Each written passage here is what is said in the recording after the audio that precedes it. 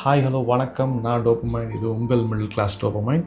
இன்றைக்கி நம்ம மேனிப்புலேஷன் டெக்னிக்ஸில் அந்த 48 பவர் லா ஆஃப் பவர் சொன்னோம் பார்த்திங்களா, அதில் எபிசோட் 2ல் இருக்கும்.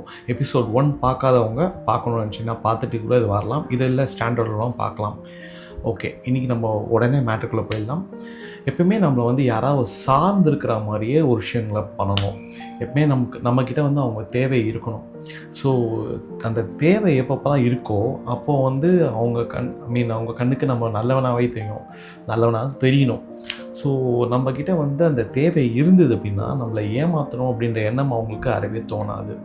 ஸோ அந்த எண்ணத்தை வந்து நம்ம எந்த விதத்துலையும் அவங்களுக்கு கொடுக்காமல் இருக்க முடியும். ஸோ தேவைக்கான பதிலை எப்போவுமே நம்ம வச்சுக்க முடியும்.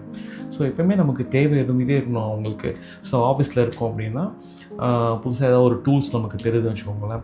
நம்மக்கிட்ட இருக்க அந்த டூல்ஸோட நாலேஜ் அவங்க கற்றுக்கணும் அப்படின்னு நினச்சாங்கன்னா அந்த சாஃப்ட்வேர்ஸ்லாம் தெரிஞ்சுது அப்படின்னு வச்சுக்கோங்களேன். ஸோ அந்த விதத்தில் வந்து அவங்க வந்து அப்ரோச்சே என்ன பண்ணுவாங்கன்னா பகச்சிக்க மாட்டாங்க.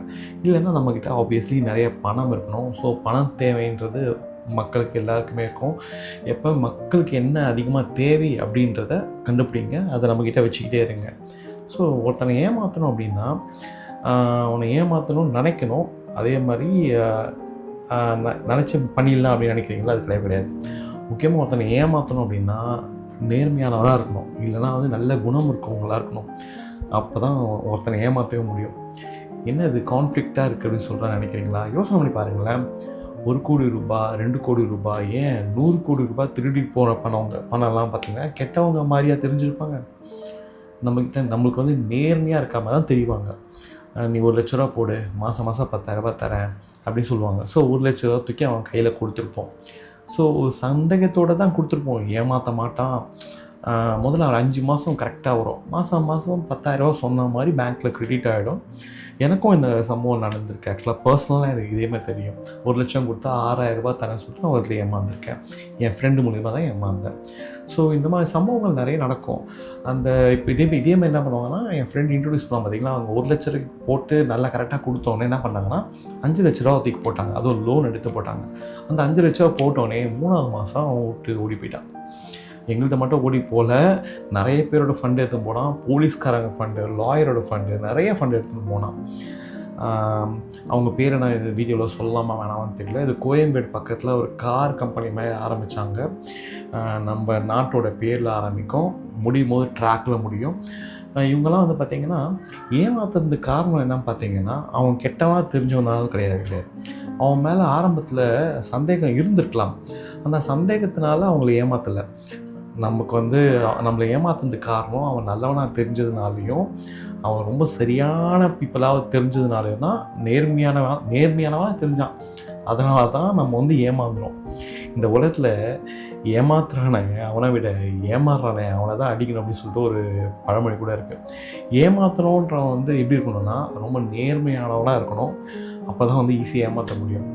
ஒருத்தர்கிட்ட உதவி கேட்கும் போது எப்படி கேட்பீங்க?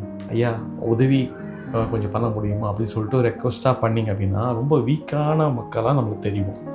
ஸோ அது தெரிஞ்சுட்டு போகிறோம், நமக்கு உதவி தானே வேணும் ஆப்வியஸ்லி அப்படின்னு சொல்லிட்டு உங்களுக்கு நினைக்க தோணும். அந்த உதவி அவங்க செய்வாங்களா? செய்யறதுக்கான வாய்ப்புகள் நம்ம கொடுக்குறோமா? அப்போது உதவி கேட்குறப்போ நம்ம எப்படி கேட்கணும்?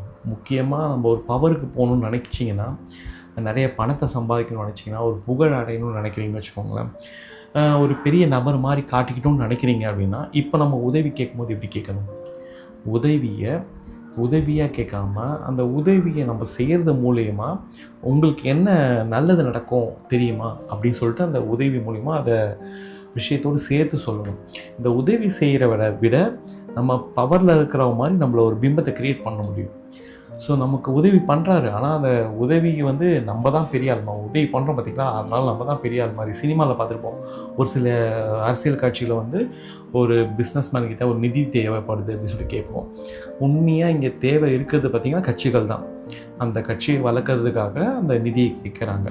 நிறைய அரசியல் செய்கிறதுக்காகவும் தான் காசு தேவைப்படுது கட்சிகளுக்கு. அதனால் காசு கேட்குறாங்க. இந்த காசை கேட்கறதுக்கு ஒரு பிஸ்னஸ் பீப்புள் கிட்டே போகிறாங்க, காசு கேட்குறாங்க. எப்படி கேட்பாங்க? இந்த காசு எனக்கு தேவைப்படுது, நீங்கள் எங்களுக்கு உதவி கொடுத்து பண்ணிங்கன்னா நாங்கள் வந்து ஆட்சிக்கு வந்ததுக்கப்புறம் உங்களுக்கு என்ன நடக்கும்ன்றது உங்களுக்கு தெரியும் அப்படின்னு சொல்லிட்டு ஒரு ஹூக் ஒன்று வைப்போம். ஸோ இந்த மாதிரி விஷயங்கள் நம்ம நீங்கள் கொடுக்க முடிஞ்சால் கொடுங்க, இல்லைன்னா வந்து நம்ம பார்த்துக்கலாம், நாங்கள் ஆட்சிக்கு வந்த பிறகு பார்த்துக்கலாம் அப்படின்னு சொல்லிட்டு சொன்னீங்கன்னா ஆட்டோமேட்டிக்காக உங்களுக்கு கிடைச்சோம். பவருக்கு போகணும்னு நினச்சிங்கனாலே உதவியாக கேட்காம அந்த உதவியால் சேர்ந்து மூலயமா அவங்களுக்கு என்ன நன்மை நடக்கும் அப்படின்றத சேர்த்து நீங்கள் சொன்னீங்க அப்படின்னா, அதை அட்லீஸ்ட் உணர வச்சிட்டோம் அப்படின்னா கண்டிப்பாக அந்த உதவி நமக்கு கிடைக்கும். அதேமாதிரி அந்த உதவியினால் நமக்கு ஒரு சாதாரண நபர், அவருக்கு கீழே தான் நம்ம இருக்கோம் அப்படின்ற ஒரு காட்சியை வெளியே தெரியவே தெரியாது. நண்பர்கள் மாதிரியே ஒரு தோற்றம் அடைச்சி ஆனால் ஒரு உளவாளியாக வேலை செய்யணும். ஆக்சுவலாக மேலே இருக்கவங்கெல்லாம் கவனித்து பாருங்களேன், எப்போவுமே நம்மளோட நண்பர்கள் மாதிரியே தான் இருப்பாங்க. நம்மக்கிட்ட வந்து அவ்வளோ பெரிய ஆளெலாம் இல்லை அப்படின்னு சொல்லிட்டு பந்தா பண்ண மாட்டாங்க. நம்ம எல்லாருமே ஒன்று தான் அப்படின்னு சொல்லிட்டு உணர வச்சுக்கிட்டே இருப்பாங்க. ஆனால் நம்ம இந்த நண்பர்கள் தான் எல்லாமே அப்படின்னு சொல்லிட்டு ஒரு பிம்பத்தை க்ரியேட் பண்ணிவிடுவாங்க. என்னோடய அண்ணன் தான், இவன் தம்பி தான், என்னோடய சகோதரன் தான், என்னோடய சகோதரி தான் அப்படின்னு சொல்லிட்டு அந்த மாதிரி சொல்லிகிட்டே இருப்பாங்க. ஆனால் அவங்க பக்கத்தில் நம்ம நெருங்கவே முடியாது. கவனிச்சிருக்கீங்களா? ஏன்னா முக்கியமாக நண்பர்கள் சகோதரர்கள்லாம் இருக்கிறதுக்கு தோற்றமளிக்கிறதுக்கு மட்டுமே தவிர உண்மையான விஷயம் கிடையாது, உண்மையான ரிலேஷன்ஷிப் கிடையாது. அது மூலிமா மேலே போக முடியும். நண்பர்கள் மாதிரி தோற்றத்தை கொடுத்துட்டு ஒரு முக்கியமான நபர்கள்கிட்ட நண்பர்கள் மாதிரி தோற்றத்தை மட்டும் நம்ம வச்சுட்டோம் வச்சுக்கோங்களேன், நம்ம உயரத்துக்கு போகலாம். கரெக்டு தானே? அதே சமயத்தில் ஒரு ஸ்பையாக இருந்து முடிஞ்ச அளவுக்கு இன்ஃபர்மேஷனை வந்து கலெக்ட் பண்ணணும். ஸோ நம்ம கலெக்ட் பண்ணிக்கிட்டே இருக்கணும். நம்ம எதிரியை அழிக்கணும் முடிவு பண்ணிட்டோம் வச்சுக்கோங்க, அந்த எதிரியை முழுமையாக அழிக்கணும். பாதியில் அழிச்சிட்டு அப்படின்னு சொல்லிட்டு விட்டோம் வச்சுக்கோங்களேன், கதம் மன்னிச்சு விடுறது, இல்லை கொஞ்சம் அசிங்கப்பட்டுட்டு மீதியை நான் விடுறேன் அப்படின்ற மாதிரி விஷயங்கள்லாம் பண்ணவில்லை. எதிரி நம்மளோட பலசாலியாக மாறதுக்கான நிறைய விஷயங்கள், நிறைய வாய்ப்புகள் கிடைக்கும். இது வந்து சாணக்கியாவோட கதையை வந்து உதாரணமாக சொல்லலாம். வரலாறில் நிறைய விஷயங்கள் இந்த மாதிரி இருக்குது. அவமானப்படுத்தப்பட்டு தோர்த்தெடுக்கப்பட்ட எதிரிகள் நாட்டையே கைப்பற்றின கதைகள் வந்து நிறைய நடந்திருக்கு. ஹிஸ்ட்ரியே இருக்குது நமக்கு. எதிரியை தோற்கடிக்க முடிவு பண்ணிட்டீங்கன்னா, அழிக்கணும் முடிவு பண்ணிட்டீங்கன்னா முழுமையாக அழிக்கணும், பாதியில் விடக்கூடாது. நம்ம அடுத்தவங்களுக்கு எல்லா நேரமும் ஒரு அவைலபிளாக இருக்கவே கூடாது. ஆக்சுவலாக எப்போவுமே அவைலபிளாக இருக்காது. எப்போ ஃபோன் பண்ணால் எடுப்பார், எப்போ பார்க்கணும்னு வீட்டுக்கு போனாலும் வேறு பார்க்கலாம் அப்படின்னு சொல்லிட்டு ரொம்ப அவைலபிளாக, நம்ம ஃப்ரெண்ட்ஸுக்கிட்ட கூட அந்த மாதிரி ரொம்ப அவைலபிளாக இருக்கக்கூடாது. சோஷியல் மீடியாவில் எப்பவுமே இருப்பார், நம்ம ஏதாவது ஒரு பேட்டி கொடுத்துக்கிட்டே இருப்பார், ஏதாவது ஒரு வீடியோ போட்டுக்கிட்டே இருப்பார், இவர் நம்ம பார்த்துக்கிட்டே இருக்கலாம் அப்படின்ற ஒரு பிம்பத்தை நம்ம க்ரியேட் பண்ணோம்னா நம்மளோட மதிப்பு வந்து ரொம்ப குறையும். ஆக்சுவல் ட்ரூத் இது.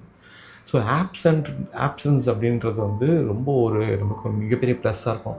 மக்களுக்கு வந்து நம்ம எப்போ வருவீங்க, நம்ம எப்போ அவைலபிளாக இருப்பீங்க அப்படின்னு சொல்லிட்டு ஒரு பிம்பத்தை க்ரியேட் பண்ணோம் அப்படின்னா எந்நேரமே அவைலபிளாகவே நம்ம வந்து வச்சுக்கோங்க. யோசனை பாருங்களேன், ஒரு பலனே கிடைக்காது. நம்ம என்ன செய்கிறோம், நம்ம என்ன செய்ய போகிறோம் அப்படின்னு சொல்கிறது வந்து அடுத்தவங்களால் யூகிக்கவே முடியக்கூடாது.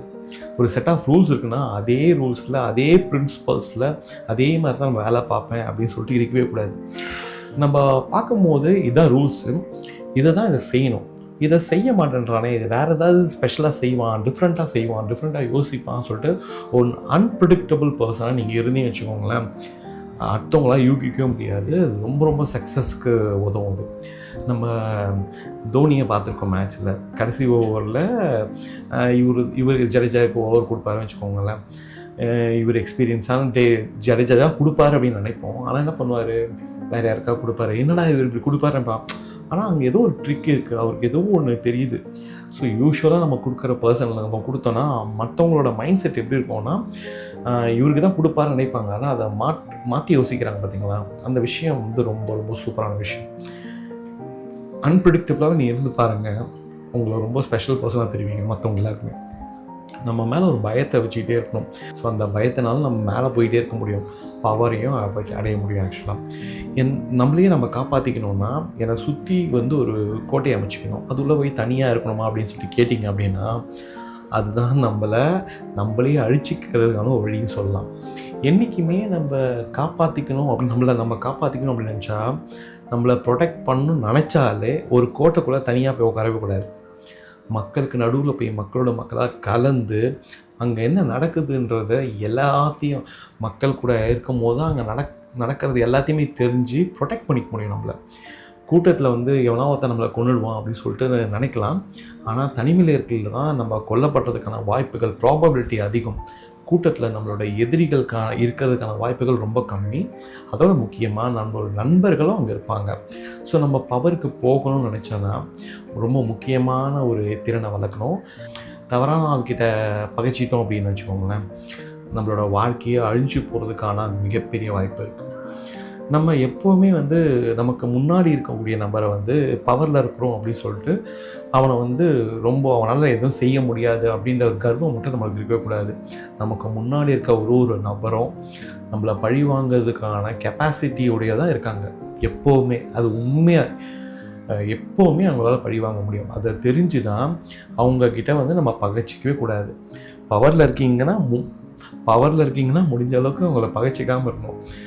மீதி நம்ம பகிர்ச்சிக்கு போகிறோம் அப்படின்னு நினச்சிங்கன்னா கூட அவங்களோட திறன் என்ன, அவங்களோட கெப்பாசிட்டி என்னன்றதை கண்டுபிடிச்சி அதுக்கப்புறம் அவங்கள வந்து அதுக்கேற்ற மாதிரி அவங்கள நம்ம பகிர்ச்சிக்கணும். நேரடியாக அட்டாக் பண்ணவே கூடாது. அதே மாதிரி நேரடியாக யாரையும் சப்போர்ட் பண்ணிடாதீங்க. 2 கூட்டம் இருக்குன்னா இந்த கூட்டம் தான் எனக்கு அப்படின்னு சொல்லிட்டு சப்போர்ட் பண்ணாதீங்க. நடுவுலையே இருக்கிற மாதிரி இருங்க. அதே மாதிரி 2 கூட்டத்துலேயும் மனிதர்கள் தான் இருக்காங்க. 2 கூட்டமுமே எனக்கு முக்கியம். இதில் வந்து ஒரு சில தவறுகள் நடக்கலாம். பட் ஏதாவது ஒரு சொல்லி 2 கூட்டத்துக்குமே நடுவுலையே இருக்கணும். ஆப்வியஸ்லி ஏஆர்பி அப்படின்னா ஏஎன்பி 2த்துக்குமே ஃப்ரெண்ட்லியாக இருக்கணும் சொல்ல வரேன். ஸோ ஏதோ ஒரு கூட்டத்தை நீங்கள் சூஸ் பண்ணிட்டீங்கன்னு வச்சுக்கோங்களேன், ஏதோ ஒரு குரூப்பில் சேர்ந்துட்டீங்கன்னு வச்சுக்கோங்களேன். அந்த குரூப்பில் ஒரு சில பிரின்சிபல்ஸ், ஒரு ரூல்ஸ் இருக்கும். நாளைக்கு அந்த ரூல்ஸுக்கு அந்த குரூப்புக்காக நம்ம அகேன்ஸ்டாக போகிறதுக்கான நிறைய நேரம் வரலாம். ஸோ அப்படி போகிறப்போ என்ன ஆகும்னா, பாரு இவனோட கருத்து எத்தனை தடவை தான் வந்து மாற்றிக்கிட்டான் அப்படின்னு சொல்லிட்டு தெரிஞ்சுக்க முடியும். ஸோ அதனால் எப்போவுமே ஒரு இடத்துல பேசும்பொழுதும் ஒரு இடத்துல நிற்கும் பொழுதோ நடுவில் நிற்கிறதுக்கு பிளான் பண்ணுங்கள். 2 பக்கத்தில் எந்த பக்கமும் சாஞ்சிடாதீங்க. எப்படி நடுவில் நிற்கலான்றதுக்கான கான்வர்சேஷனை பில்டப் பண்ணிக்கோங்க. பெட்டராக பில்டப் பண்ணுங்கள். கொஞ்சமாக பேசுங்க, அதிகமாக பேசிடாதீங்க. ஸோ ஒரு முடிவு எடுக்கும் போது அந்த சரியான தெளிவு வந்து உங்களுக்கு ஸ்பான்டேனியஸாக தோணும். ரொம்ப டைம் எடுக்கக்கூடாது. எந்த ஒரு முடிவு எடுக்காத பொழுது நம்ம ஒரு சைடில் நிற்பேன் அப்படின்ற முடிவை நம்ம எடுத்தோம் வச்சுக்கோங்களேன், ரோட்டுக்கு நடுவில் நின்னால் லாரி வரும்போது ஓரமாக போய்க்கலாம். அந்த மாதிரி தான். ஸோ அரசியலுக்கு வந்து நம்ம நிறைய முட்டாள்கள்லாம் பார்த்துருக்கலாம். முட்டாள்கள் எப்படி நம்ம கையாள்வது, நம்மளும் முட்டாளாக மாறி தான் அதை கையாள முடியும். ஒரு சமயம் வந்து புத்திசாலியாக இருக்கணும்னா கூட நம்ம ஒரு முட்டாளாக யோசிக்கணும். எப்படி இருந்தாலும் நம்ம புத்திசாலித்தனம் எப்படி இருக்குன்னு பார்த்தீங்கன்னா, காட்டிகிட்டே இருந்தோம் அப்படின்னு சொல்லிட்டு இருந்தீங்கன்னு வச்சுக்கோங்களேன், ஒரு சில டைமில் வந்து நம்மள முட்டாளாக தெரிவாங்க. ஸோ நான் என்ன சொல்ல வரேன்னா, நம்ம சுற்றி இருக்க நபர்கள் நம்மளை முட்டாள் நினச்சிட்டே இருக்கிறப்போ தான் நம்ம அதிமேதாவியான ஒரு விஷயத்தை சர்வசாதாரணமாக செஞ்சோன்னா அவங்க எதிர்பார்த்துக்கவே மாட்டாங்க. சாதாரண விஷயத்தை நம்ம செஞ்சுருப்பேன், ஆனால் கொஞ்சம் புத்திசாலித்தனமாக செஞ்சுருப்பேன், கொஞ்சம் யோசனை பண்ணி. ஆனால் நம்மளை முட்டாள் நினச்சிட்ருப்பான் பார்த்தீங்களா, அந்த ஒரு காரணத்துக்காக நம்ம செஞ்ச அந்த விஷயத்த அவங்களுக்கு மிகப்பெரிய ஒரு வியப்பை கொடுக்கும். அந்த வியப்பில் நான் செஞ்சது பெருசு அப்படின்ற விஷயத்த அவங்க நினைப்பாங்க. ஸோ அவங்களோட மனசில் நம்ம ஈஸியாக இடம் பிடிக்க முடியும். இது வந்து நம்ம அப்பப்போ பார்த்து கையாளுறது மூலிமா, நம்ம வந்து முட்டாள்தனமாக நடந்துக்கிறது மூலிமா நம்ம புத்திசாலித்தனத்தை மிகப்பெரிய புத்திசாலித்தனமாக காட்ட முடியும். ஒரு சின்ன சின்ன விஷயங்கள் செய்கிறது மூலிமா நம்மளோட நம்ம பெரிய ஆட்கள்லாம் சந்திக்கிற நேரிடும். ரொம்ப மோசமானவனாக இருக்கானே இவன், பணக்காரனை பார்த்தாலே மோசமானவன் அப்படின்ற மாதிரி கற்பனை பண்ணிவிடுவோம். நான் எவ்வளோ பெரிய ஆள் தெரியுமா, என்னோடய கெப்பாசிட்டி என்ன தெரியுமா, என்கிட்ட எவ்வளோ பவர் இருக்குது தெரியுமா, என்கிட்ட பணம் இருக்குது தெரியுமா, இந்த மாதிரி விஷயத்துங்க மூலயமா ஒரு ஊண்டுதல் வந்து நமக்குள்ளே உருவாகலாம். அப்போது நம்மளை விட இவன் மோசமானவன், நம்மளோட இவன் பவர்ஃபுல்லாக இருக்கிறான் அப்படின்னு சொல்லிட்டு ஒரு மனுஷனை பார்க்குறேன்னு வச்சுக்கோங்க, நம்ம செய்ய வேண்டிய முக்கியமான ஒரு விஷயம் என்ன தெரியுமா, அங்கே நம்மளோட ஈகோவை காட்டுறதுக்கு பதிலாக சரண்டர் ஆகிறது தான் புத்திசாலிகள். எப்போ சரண்டர் ஆகணும் அப்படின்னா, அந்த பாயிண்ட்டை நீங்கள் தெரிஞ்சிட்டிங்கன்னு வச்சுக்கோங்களேன், சரண்டர் ஆகும்போது ஒரு சில விஷயம் வந்து நண்பர்களாக அவங்க கூடவே பயணிக்கிறதுக்கும் வாய்ப்பு இருக்குது. ஒரு சில சமயம் சரண்டர் ஆகிட்டேன், ஆனால் அப்போ கூட வந்து அந்த யார்கிட்ட சரண்டர் ஆகணும்னா அவன் வந்து தோக்கடிக்கிறதுக்கான ஒரு சில வாய்ப்புகள் இருக்குது அப்படின்னு சொல்லி தெரிஞ்சதுன்னா சரண்டர் ஆகிட்டோம். அந்த சரண்டரான நேரத்தை பயன்படுத்தி நம்மளோட திட்டங்களை தீட்டி அந்த எதிராளியை தோக்கடிக்க நம்ம பிளான் பண்ணலாம். எப்போ நம்ம சரண்டர் ஆகிட்டோமோ அப்போவே நம்ம மேலே இருக்க அந்த கவனம் வந்து குறைஞ்சிரும் அந்த பர்சனுக்கு. ஸோ நம்மக்கிட்ட வந்து ஒரு எச்சரிக்கையோடவே இருக்கணும்னு சொல்லிட்டு ஒரு அவசியம் கிடையாது. ஸோ சரண்டர் ஆகிட்டு அந்த நேரத்தை பயன்படுத்தி எதிரியை நம்ம வந்து தாக்க முடியும். ஸோ சில சமயம் சரண்டர் ஆகிட்டு நம்ம நண்பர்களாக பயக்கலாம். சில சமயம் சரண்டர் ஆகிட்டு அவன் அதையே பயன்படுத்தி நம்ம எதிரியாக தோக்கடிக்கவும் செய்யலாம். இந்த மாதிரி நிறைய விஷயங்கள் சொல்லிகிட்டே இருக்கலாம். ஓகே, இந்த எபிசோடும் பெருசாக போயிட்டே இருக்குது. நான் ஸ்டாப் பண்ணுறேன். இதோட எபிசோட் 3 அடுத்த வீடியோவில் போடுறேன். எபிசோட் 1 பார்க்காதவங்க பார்த்துட்டு இந்த வீடியோவை பாருங்கள். இல்லை எபிசோட் 2 கூட ஸ்டாண்டர்ட்லாம் பார்க்கலாம். நான் போட போகிற எபிசோட் 3யும் நீங்கள் ஸ்டாண்டர்ட்லாம் பார்க்கலாம், ஒன்றும் பிரச்சனை இல்லை. இது எல்லாமே மேனிப்புலேஷன் டெக்னிக் தான். இந்த விஷயங்கள்லாம் உங்களுக்கு கேட்கறதுக்கு ரொம்ப சிம்பிளாக தான் இருக்கும். ஆனால் இந்த விஷயத்தை நீங்கள் ஃபாலோ பண்ணி பாருங்கள். ஒரு நாள் உட்காந்து யோசனை பண்ணி பாருங்களேன். இது ரொம்ப பெரிய விஷயம் ஆக்சுவலாக. இந்த 48 லாஸ் ஆஃப் பவர்ஸ் இருக்குது பார்த்தீங்களா, இதை நீங்கள் ஃபாலோ பண்ணுறதுக்கு எல்லாத்தையும் ஃபாலோ பண்ணுறது கஷ்டம். ஆனால் இது எல்லாத்தையும் நீங்கள் ஞாபகம் வச்சுட்டீங்கன்னு வச்சுக்கோங்க, அதே உங்கள் லைஃப்பில் ஒரு மிகப்பெரிய மாற்றத்தை கொண்டு வரும். நான் இதை படித்ததுலேருந்து மாற்றின விஷயங்கள், நான் இப்போ இது வரைக்கும் சொன்னதில் பார்த்தீங்கன்னா ஒரு 4-5 விஷயத்தை நான் மாற்றிருக்கேன். ரொம்ப நம்பிக்கை யார் மேலே வைக்கிறது கிடையாது. அதாவது என்னை சார்ந்தவர்கள், என்னை சார்ந்த குடும்பம், இதை தவிர்த்து வேறு யார் மேலேயும் 100% நம்பிக்கை அப்படின்றது எனக்கு கிடையவே கிடையாது. இது ஒரு நெகட்டிவ் இம்பேக்டை உங்களுக்கு கொடுக்குமா அப்படின்னு கேட்டிங்கன்னா சத்தியமாக கிடையாது. நீங்கள் யாரையுமே லோவாக நினைக்க போகிறதில்ல, நீங்கள் யாரையும் ஐயாவும் நினைக்க போகிறதில்ல. இது மூலிமா என்ன சொல்ல வரோம் பார்த்தீங்கன்னா, நீங்கள் யாரையும் ஈஸியாக எளிதாக நம்பிடக்கூடாதுன்ற ஒரே ஒரு விஷயந்தான். ஃப்ரெண்டுனா ஃப்ரெண்டாக இருக்கலாம், 100% நம்பக்கூடாதுன்ற விஷயம் மட்டுமே தானே தவிர, ஃப்ரெண்ட்ஸை நீங்கள் எப்போவுமே வேல்யூ பண்ணலாம். ஏன்னா ஃப்ரெண்ட்ஸ் மூலிமா நீங்கள் நிறைய உதவி உங்களுக்கு கிடைக்கலாம் அப்படின்ற காரணத்துக்கு மட்டுமே நீங்கள் ஃப்ரெண்டாக இருக்கீங்கன்னா தயவுசெய்து அந்த ஃப்ரெண்ட்ஷிப் நீங்கள் விட்டுடலாம்.